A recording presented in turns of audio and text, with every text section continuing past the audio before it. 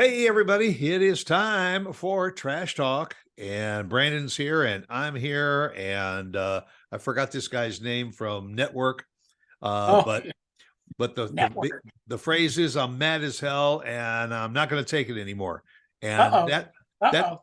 yeah, that's where I am right now because the other thing that's going on today as we speak, it's election day, and the It is. polls are open today until I think about 7 o'clock tonight. And there's a lot of contested races in the school board and No. for the city council and all that. But I went to some of the rallies that they had where the candidates are talking about their positions, and there was a lot of frankly there was a lot of crap that was thrown around out there that I just don't understand. Wait a And minute. Wait a minute. Time out. Time out. Time. okay, time out. You're telling me there was a lot of politicians that threw a lot of crap out there? Yeah, Okay. yeah. I know Shocker. that's not unusual. And wait a minute. Is this am I getting the feel here that this is a Stewart's upset episode? Yes, Wow. and like I told you before we went on the air is you've been ranting and raving on I'm a gonna couple. drink a beer. Forget the Yeah. coffee. I'm drinking a beer. And I'm gonna sit back and enjoy this episode. But you've been ranting and raving about the media the last month or two, and I thought, okay, it's my turn. I got to jump in because there's some things that that I just don't understand. They don't add up. For instance, Let's do it. right now there's this big push, and some of the candidates are talking about these terrible books that are in the library, that we've got to get these suggestive books and off the shelves of our library. Now, I have a hard time trying to understand why it is so important to take books off the shelves in our schools, but you don't push to put panic buttons in the schools. You know, like some of these books and everything are detrimental to our kids. Which But ones are you referring to? the what?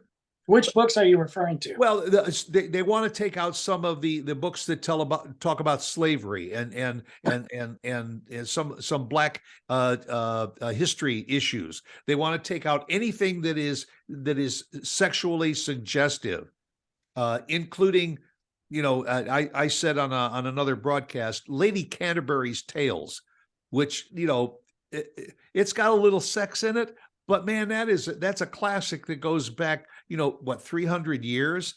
Well, But here's the other thing too. Why are we going to worry about that? I mean, like, I'm not saying put this school in a kindergarten, put those books in kindergartens, but why are we going to sit here? I mean, haven't we learned our lesson about what banning books can do and what that means for society? Because when yeah, you take away that books, it's our choice if we choose to read that.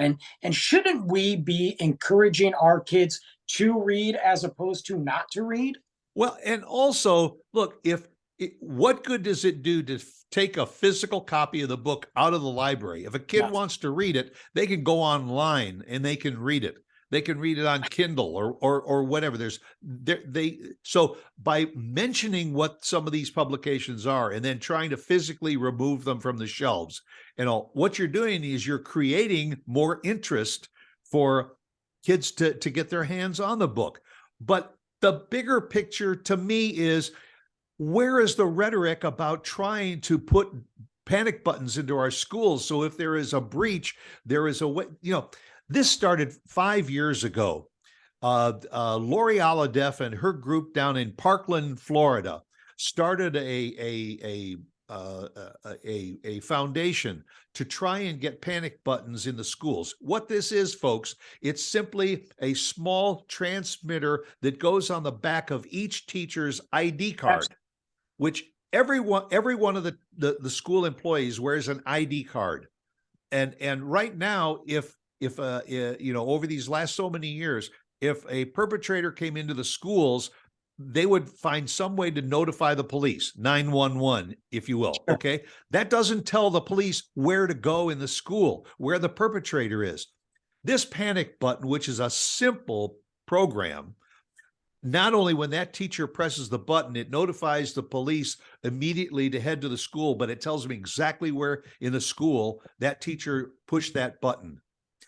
And this is a program that they have been pushing for 5 years, but our local people are more interested in getting books off the shelves than getting AR-15s off the streets or getting, panic buttons into our schools. This doesn't add up to me, and I'm mad as hell, and I'm I not going don't to take it anymore. I don't understand what this oh See? God. Yeah. We live in idiocracy right now. It is United States of idiocracy run by bureaucratic blood-sucking leeches on both sides. And you've got the one side that makes zero sense and is like, hey, don't worry about inflation. Hey, we're safe.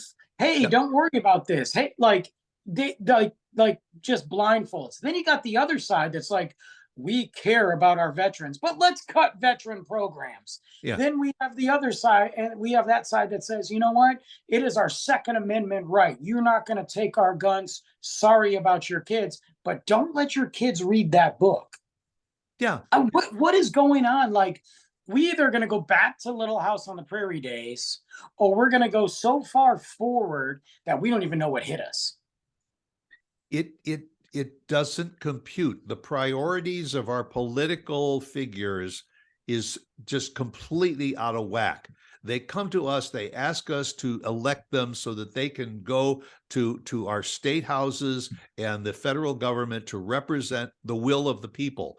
Now, I know for a fact, you know for a fact, and the people that are watching this show know for a fact that the majority of Americans want these automatic weapons off the streets. They want to protect our kids in the schools. They want to protect any of these future occurrences, of which there are more in the first 4 months of this year than in the previous 2 or 3 years combined already.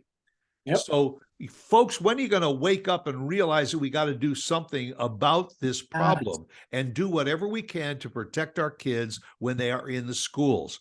But no, it seems to be more important that we put our efforts behind getting the books off the shelves. And the other thing that they're putting a lot of effort into is providing all the schools with what's it called, naloxone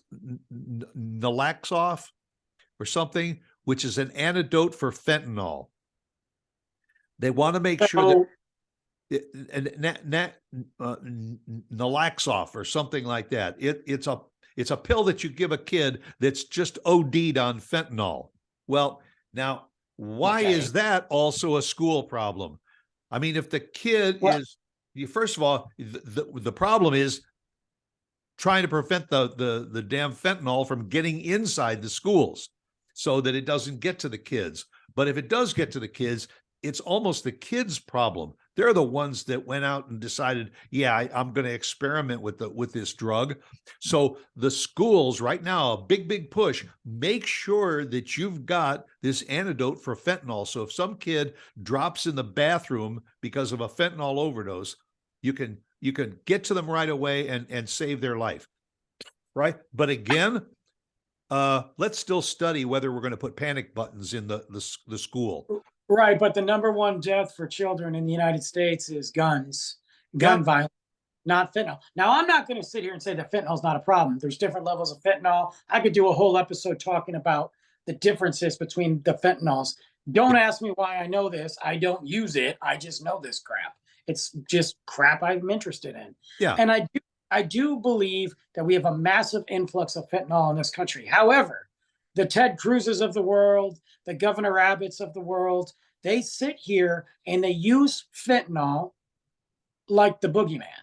And they want you to think and honestly believe that they care about your children so much that this is what we need to do, because we can't stop the fentanyl coming into this country from, which, by the way, a lot of it is coming in through Mexico via suppliers in China. That's the truth. I'm not saying right. We can't stop it because Joe Biden won't let us. That's what they're going to say. So in order to counteract that, we've got to give our teachers and faculty the proper pills and proper equipment to deal with this fentanyl challenge. Well, that's pretty funny that they chose that when there's massive millions and billions of dollars that goes into their pockets for the people that create by big pharma to create that drug to combat fentanyl, but they won't dare do anything to make it look like guns are a bigger disease than the fentanyl crisis, because if they do that, then Yeah. the NRA won't pay them anymore. Yeah, just like saying, well, guns aren't the problem; it's mental health. That's the problem with these these shooters. You It's know, really fun too that Governor Abbott in particular, and look, we can sit there and look at the mental health thing and say you're probably right. There probably is this piece of the puzzle. I'm not saying that, but why make it easier for them to get like there's still that piece. But then you got Governor Abbott. Oh yeah, it's a mental health issue. Well, why'd you cut mental health by what? What was it? $9 million in Texas? He cut it. yeah. It, there are things it doesn't add up. There was just a report out this week. Now, You got me drinking at 8 a.m. Woo! yeah, got Governor Abbott, you're going to feel real good about this, and I would love for you to try and explain to the people of Texas, how this isn't a problem. But a survey was just done nationwide, and in the entire country, Dallas now ranks 7th at something. Oh, yeah, aren't you happy? You know what it is? What? The highest increase in the homicide rate in the United States. Dallas, they beat out Detroit. number 7. Yeah, it's like a popular record with a bullet going up the charts.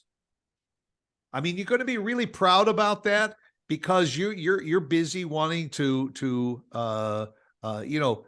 put an antidote for fentanyl in the schools, or you want to go in and take the books off of the shelves in the school, but you don't want to do anything about lowering or curbing the homicide rate and the active shooter occurrences in this state, or even beyond that in the country. The priorities of our politicians just flat out suck. Because their priority is their pockets. They are not our politicians. And I wish more people would wake up. I wish the younger generation that is out there roaming around Austin saying this and peace, and some of them are diving into it, but they get behind these characters. They get behind these politicians like Beto O'Rourke, who is nothing. Look, Beto is he failed time and time again. And they believe that somebody like Beto is going to save them. The reality is none of them are going to save them. And until we vote every single one of them out, that's what it has to be. We have to look at right here in Frisco. We have to look at city council and go, you know what? City council, school board, this is what you did wrong. Mistakes happen, but this is your motto. You're done. Next. And keep voting them out. We cannot have city council members sit there time and time again, and mayors as well, time and time again, and give them more chances to screw up. But the problem is people do. They don't realize it. We have to vote them out. And by the way, Texas is on another list too. We are like, I believe number 10, don't quote me on that, but we are at least in the top 10 worst states for children's health care. Texas is on that list. Right. We can't even take care of our kids when they get sick. What makes you think we can take care of them in our schools? Well, right. We're also down there in the lower quadrant as far as the SAT scores that our students are doing, the education that they're getting. Where it's fine to say we're the best at this and we're the best at that, but you know what? You got to take care of the really big problems, not all the little ones. They just don't add up. And what we're saying, folks, really is that when it is election day, like it is today, know who your candidates are, know what they stand for, read their bios. Yeah, they're going to be skewed because if they wrote their own bio, it's all going to be very positive. But you got to know where they stand on the issues. The fact is that especially like in municipal elections, if 5 to 10% of the eligible voters in the city show up to vote, that's probably 10% is really stretching it. What it means is if you've got 100,000 eligible voters, it only takes 10,000 or less to vote for somebody, and then you cut that in half. It only takes half plus one vote for somebody to get elected. So you could have some far right thinking person, and that's a disease that's going on in this country. And unfortunately, right now in the United States, and I dare say most of the world, but the United States, we are divided. We are divided amongst households. We're divided amongst family and friends and as a nation. So now we are so divided and so heated up. And I believe that that's part of the big core issue. They have gotten us turning on each other instead of turning on them. We are so angry or frustrated or concerned or have this white noise constant. Because, I mean, let's look at it. Since 2020, we have been getting punched. It's like going round and round with Mike Tyson, and he just knocked us out, So we are tired of hearing it. So people don't want to listen. The minute that they hear something they don't like, they vote for the other person. And that could be a big mistake. I'm willing to admit that I don't like any of them. And I'm willing to admit that I think there are decent Republicans and decent Democrats across the board. Somewhere, I think they get drowned out.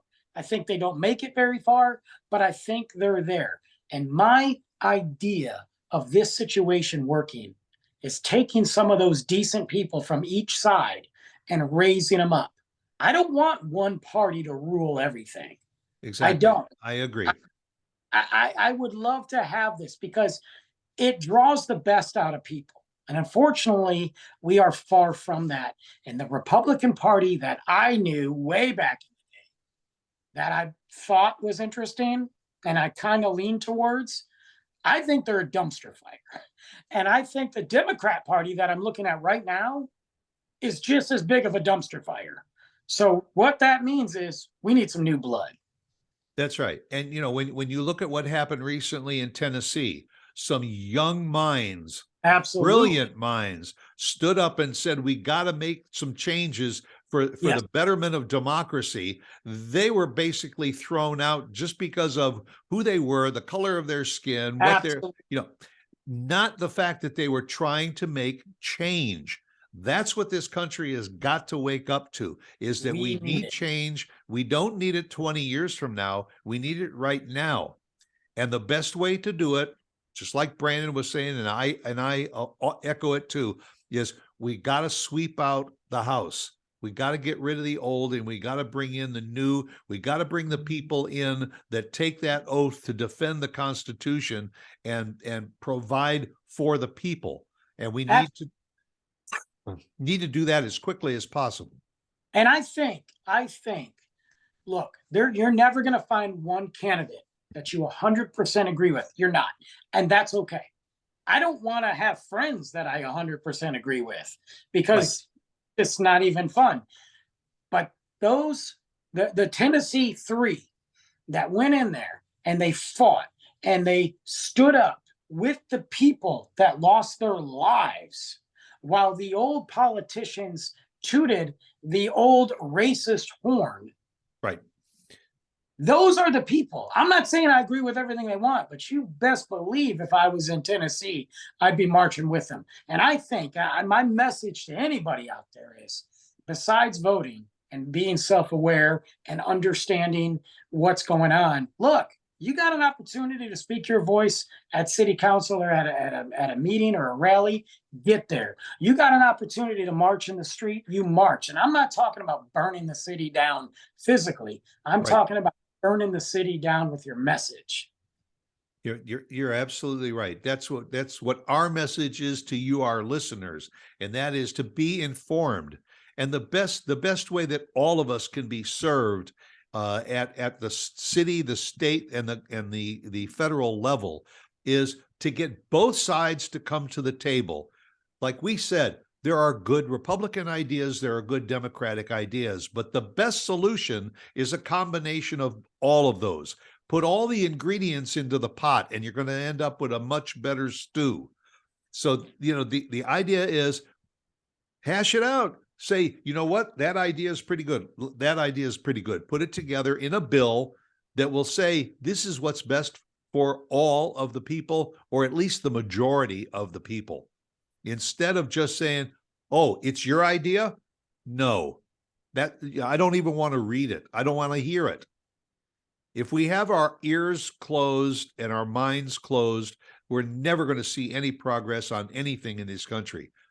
And by all means, if I have to say it again and again and again and again and again, let's get these panic buttons, the Alyssa's Law, passed on a federal level that gets panic buttons into our schools on the back of every employee's card, so that if anything happens, we don't end up with another mass shooting and a mass tragedy. Well, and if we do, we eliminate the casualties as quick as possible. And look, that is the least we can do. We spend more money on high school sports than we do protecting our children. Yeah. And sorry, it's not worth it. Well, yeah. Idea in the state of Texas of and there's those groups that just want to defund the police. Right. Defund them. That's an answer. Yeah, let's take all the money away from the guys that are helping us. The guys that, by the way, are already underpaid and stressed out. Now, you want to defund police and the cowards like we had in Uvalde? Yeah, defund them, send in the National Guard, let them run it, because those cowards should be prosecuted for homicide. That's a different story, though. But yeah, you're right, Stuart, and I agree with you on this.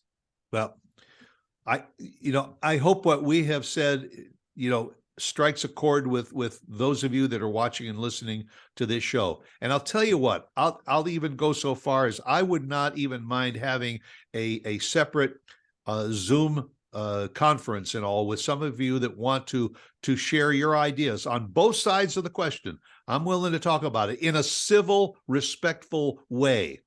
Yeah. Wouldn't even allow. I'll shut you off if you get violent or boisterous about it. But civilly, if we can have a discussion, go to Stuart at stuartsachs.com. Give me your name, your email address, and say I would like to be included in a discussion if you have one. And maybe we'll put one together that we can share with the public to show what the people think and what the people want. I think it'd be a great idea. There's one thing getting heated or passionate about it. There's nothing wrong with that. But I think the fact that I know that I can sit down with you, and I've known you for a long time now, but I know that I can sit down with you for a cup of coffee and we could talk about anything. I may not agree with you on everything, but I'll never disrespect your opinion. And I think that would be a great idea, because once we stop talking with each other, that's when everything fails. That's right. That's when the walls cave in. So, folks, thanks for listening to us. Share this show with your friends to get them fired up too, and make them aware of what's going on. If you haven't had a chance to vote yet today in our local elections, first of all, Google all of the candidates and read a bit about them and know what you're doing, because the worst thing you can do is to go in and vote for one person only because you don't want the other person to get your vote. Yeah. That's the wrong reason to vote. We saw what happened with that, guys. Yeah, exactly. So, and then make plans to be with us again 8:00 next Tuesday morning. And we'll either vent about something, or maybe we'll get smart and do something funny for a change. I don't know. I can't drink next Tuesday, guys. So, okay. Yeah, okay. All right. So we'll probably have to do something funny. Take care. Make it a good one. Bye.